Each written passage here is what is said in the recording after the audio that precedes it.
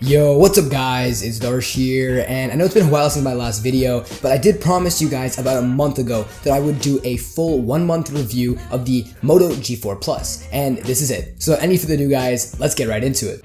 The Moto G4 Plus is a $300 smartphone with some pretty cool features. The phone features a really cool design while alongside adding a bunch of functionality. First off, the design is well constructed. Though it does feel like plastic, it still offers an amazing feel in the hand with removable back. So if you didn't already know, there are replaceable back shells available for the Moto G4 Plus, and the one that's pre-installed feels great with the good grippy material, and it really helps the phone become so much more customizable. Now, having a removable back is great as it offers more space to insert your SIM card and an SD card slot. But sadly, it does not offer a removable battery, which I think is a shame considering the fact that if you're going to be keeping the back removable, it should still offer a removable battery as well, because it can really help those who need to switch out their battery on the go. Moving into software, this phone is running a nearly stock version of Android, which means it's going to be pretty smooth and offers the occasional glitch here and there, but that's more just because of the phone specifications. Now, the G4 Plus also has some Motorola specific features like chop for a flashlight or shake for the camera, and it even offers the glance view feature, which is probably one of my favorites. Now, these features are honestly so useful because they work so well. Lenovo did a great job within implementing them into the phone in a useful way. They're not gimmicky at all and rather offer a really great experience with the phone. Now, the phone has a Snapdragon 617 octa-core processor and an Adreno 405 GPU. Now, before you ask, the 617 did end up overheating a little bit, and it ended up going around 40 degrees Celsius at times. But it didn't matter that much to me because that was only when you were heavily gaming, so you can just basically point to any gamer right now and point them in the opposite direction of this phone. Anyway, if you want to get into games, this phone is probably not for you because it doesn't have that much RAM, and the Adreno 405 GPU is not up to par with what you really could get with a $300 phone dedicated towards gaming. But other than that, the performance is really amazing. For a phone that costs about $300, it's really good.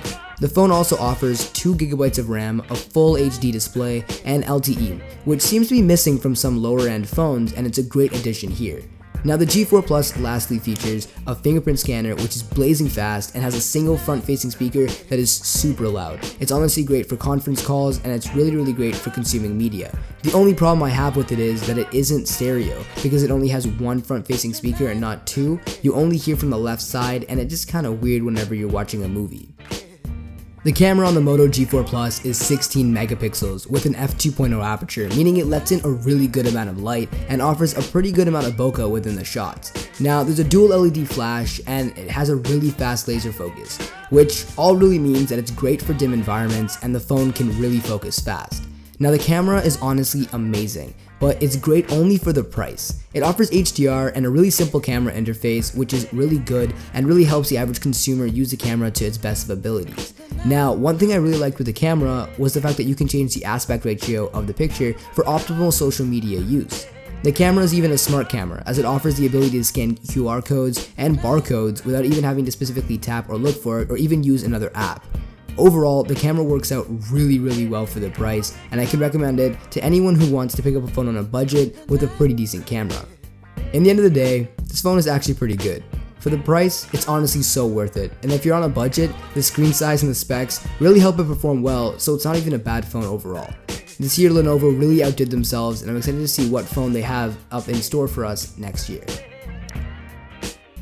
And that's about it guys. I hope you guys really did enjoy this video. Now make sure to go crazy on that like button down below, comment down your feedback, any thoughts you guys have had on the video, and also I'm so sorry with the lack of uploads lately. I've been really stressed out with school and just getting back into the routine, so I will do a bunch of more videos coming up. There's a lot coming up guys. I got a bunch of new reviews coming up. Make sure to follow me on all my social media, subscribe to the channel to see more of these videos, and just generally guys, thank you so much for watching, and I'll see you all later.